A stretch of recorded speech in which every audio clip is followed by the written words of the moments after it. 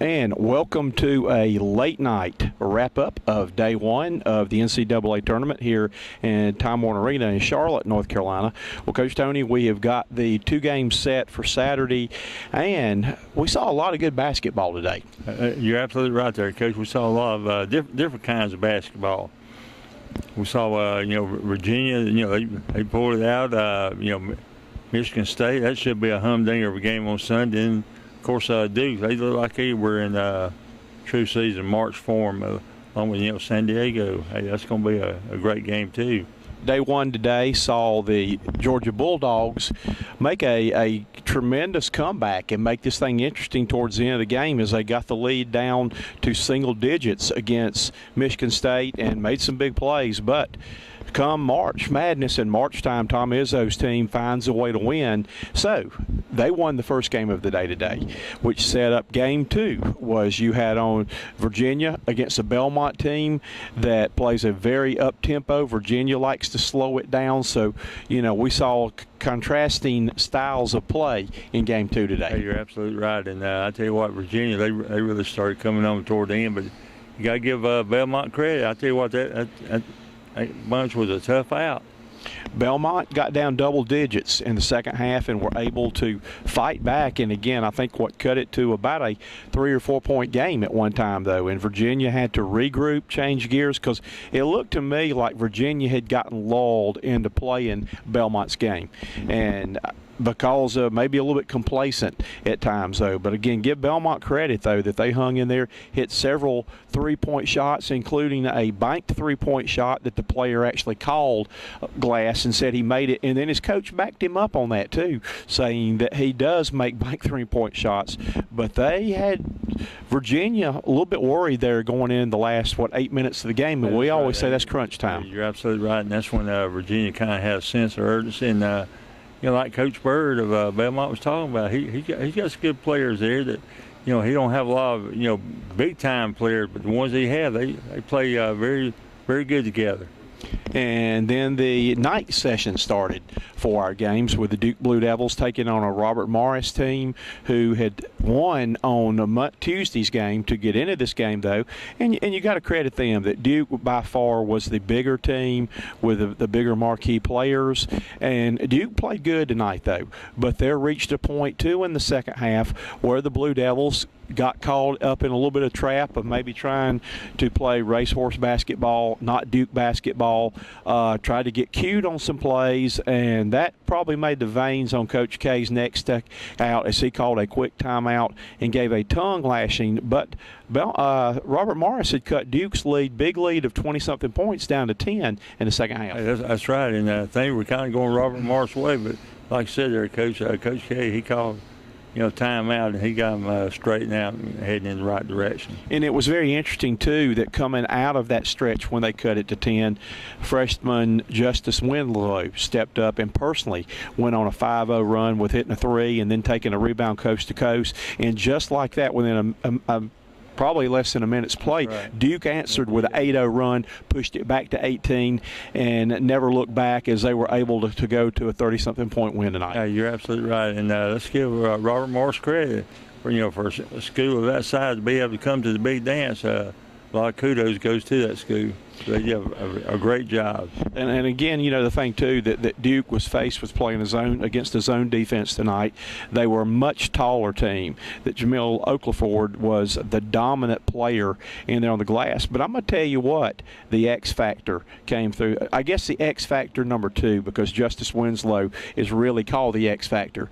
But a guy who could really make Duke's run through the tournament a more successful one is a guy who stepped up tonight, and that's Marshall Plumlee. That he came off the bench and had a double-double, had 10 points, 10 rebounds, gave them great leadership, I thought. And when Okafor at times got a little lackluster out there, got a little bit winded, Plumlee brought energy and leadership to this team, and I know Coach K had to have been proud of that. You heard what Coach K had to say post-game. Hey, you're absolutely right. He was very proud of him, and he was proud of the entire team for coming back. He said they had good practice, after the ACC tournament.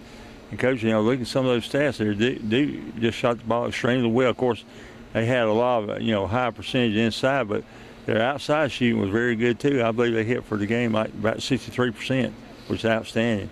And I had that. So we're actually working for Duke this weekend. That we appreciate Duke University putting us on their media list and all. So we're going to feature them a little bit more in our wrap up right here, though. But I had a chance to talk with Tyus Jones a little bit, and this was a game tonight facing a lot of zone with a much larger Duke team.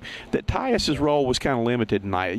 He didn't score a lot of points. He didn't take a lot of shots, but I thought he gave them great leadership and ran the offense, got the ball to his big men. Alley-oop plays in like that, though, and again did a lot of things that are not going to jump out at you and get you MVP of the game, but he was solid. And again, this is a freshman player, one of the best point guards in the country, playing his first NCAA game tonight. Hey, you're absolutely right there, Coach. I thought, for the most part, it was a total team effort for the Blue Devils tonight, and getting ready for a sharp shooting, very athletic San Diego State team, come Sunday.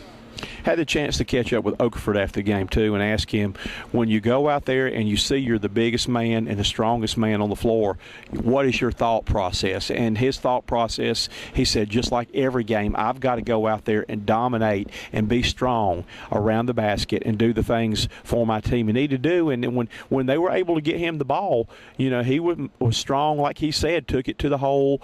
Again, good comment was made by Steve Fisher that this is not a guy like Duke's centers in the past that want to take it out and shoot the three. He knows his role is around the basket. He's got to make that strong move and finish inside. You're absolutely right, Coach. I'm looking forward to seeing that matchup and seeing what's going to be taking place in regards to Sunday on how they're going to try to contain Okafor.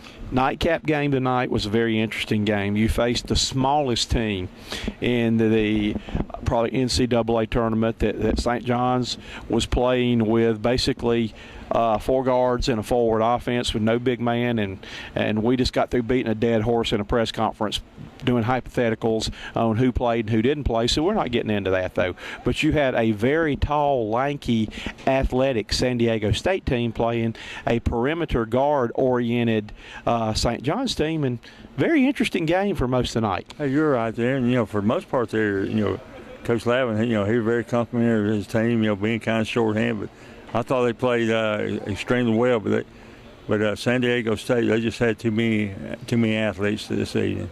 I was impressed with San Diego State. That's the first time I've really had a chance to look at them. They've won 27 ball games this year, though, but they can guard, and they are big and lanky and can run the floor. Were 9 out of 22 shooting the three, and 2 of their players were 9 out of 12 shooting the three.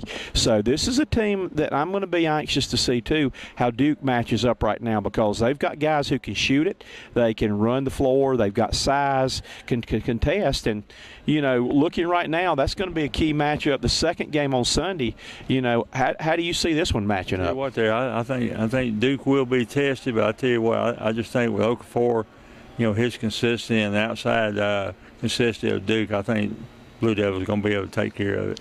That sets our games up for Sunday. That this will kick off both games on CBS. That at 12:10, a rematch of 2 teams that played last year. Virginia was a team I had picked to go the Final Four last year, and Michigan State ended their season. They said they don't look at it as a revenge type thing, but they talked to the players from Virginia, talked about last year. Remember this feeling. Oh, yeah, you know that you remember it.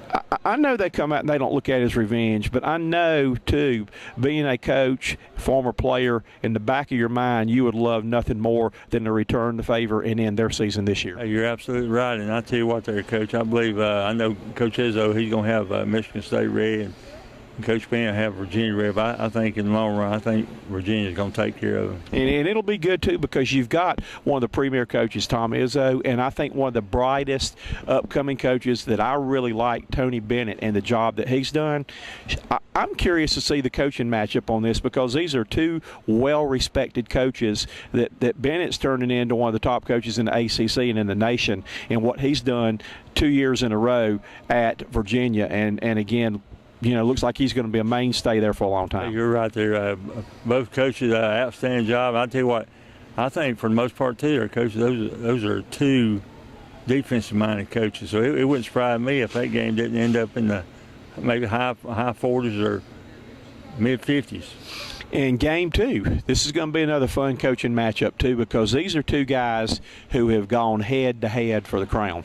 Coach K and Steve Fisher, back when he had the Fab Four and he had the crowd up at University of Michigan up there, though, these guys have had some big games in the past right there, though, and two guys, wily veterans that have been around. I think this is going to be a game, like you said, this could be one of Duke's tougher games in trying to get back to the Final Four, somewhere they have not been in a long time. This is going to be a big hurdle for them. But again, I look forward to that coaching matchup. Hey, you're right there. I tell you what, the difference in that game, Coach, I think it's going to be a high-scoring game. But I think the difference could be in regards to the bench play, because San Diego State did an outstanding job against St. John's tonight, where they outscored them like 24-0. But Duke, I think, they got some kids come off that bench that perform. You hit the nail on the head. That's the exact same thing I was getting ready to say. I think San Diego State can go 10 or 11 deep. Right, Duke can go 8 deep. And I like the way Coach K tonight used his bench, that he got Grayson Allen, the freshman, in there. He's using Plumlee again, played great off the bench tonight. And Jefferson is a veteran player in there too. Those guys, the only 3 guys that Duke's got on their bench, have got to have the kind of performance like they had tonight for Duke to be able to advance and keep moving on. Right. I tell you what, it's going to be something looking forward to. I think you're going to have contrast in style in both of those games, where I think the first game is going to be more defense, while the second one is going to be running that floor. Well, that's going to wrap things up for day 1 here in Charlotte. Again, our matchup Sunday at 12:10. You've got the Michigan State Spartans taking on the Virginia Cavaliers. 30 minutes after that game's over, you've got the Duke #1 seeded Duke Blue Devils taking on a San Diego State that people don't know a whole lot about. Should be a great day. Again, both games on CBS. I don't know about you, but Coach Toney, I'm tired. We have worked hard today. I'm exhausted, but it's fun being right here in the middle of March Madness. That's right, and Coach, evidently, NCAA, they know that those are going to be 2 high-profile games for CBS to really come in and take care of both of them. So for Coach Toney, I'm the Coach Dick Cox. We've had fun. We'll be back to give you the report of the games on Sunday on the road to the Final Four going through Charlotte. Good night, everybody. All right.